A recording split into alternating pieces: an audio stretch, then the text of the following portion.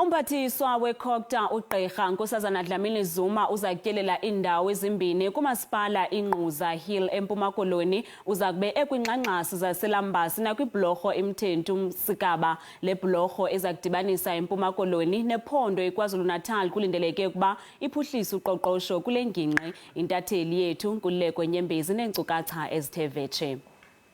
Ndiyabulela kakhulu kuwe nakubaphulaphuli emakhaya engenene selusikisiki eMpuma Koloni yenye ke le yedolophu ezaziwa kakhulu eMpuma Koloni ezindala.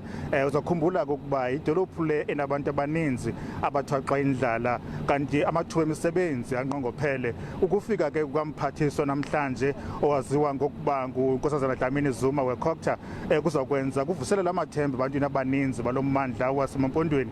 Nanjengoko kusazi ukuba kudala kuthethwa ngebhulorho ezimbini ezinkulu ekuthiwa mhlawumbe zixabisa imali enganiselwa kwi9 billion rand zembini uMsikaba kunye noMthentu bridge kwalapha kulo nxweme lase-World Coast. Kodwa ke ukuva kabanzi sinaye ke usodolophu walapha kulommandla wase-Thambo umama uThokozile Sokhanyile. Namhlanje ke njengoko apha eNgquza kulomaspala kukhona ezibhulorho zimbini esiyazi uba enye yaseMthentu yayiye yema ngenxa yokuba kungavanwa ngabantu, kodwa ngoku ziyaqhuba zombini uMsikaba kunye noMthentu eziza kuthi zenze kube khona utshintsho oluninzi, kuvele amathuba emisebenzi ngoba izinto ezizokwenziwa zininzi kakhulu. Sizahamba ke nomphathiswa siye ngenyawo sijonge izinto ngezinto.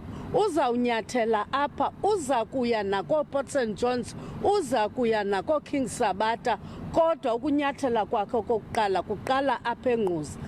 Enkosi kakhulu ke ngusodolophu wase-Thambo umama uThokozile Sokhanyile. Sithetha naye ke silapha lusikisiki ecacisa ngokuphandle kokuba ke lezi nkqubo zimbini ezibalulekileyo uMsikaba kunye noMthentu zizawuncedisa kakhulu ekudaleni amathuba emisebenzi. Uzakhumbula ukuba le ndlela ephakathi kwe-East London ukuya ePort Shepstone kwaZulu Natal eyona ndlela izokwenza kube lula kakhulu ukuhamba phakathi kula maphondo mabini, uqinisekisa ukuba yonke into ihamba ngendlela eyiyo, ingakumbi xa kusiza kwezoqoqosho. Enkosi kakhulu, mandibele kwestudio.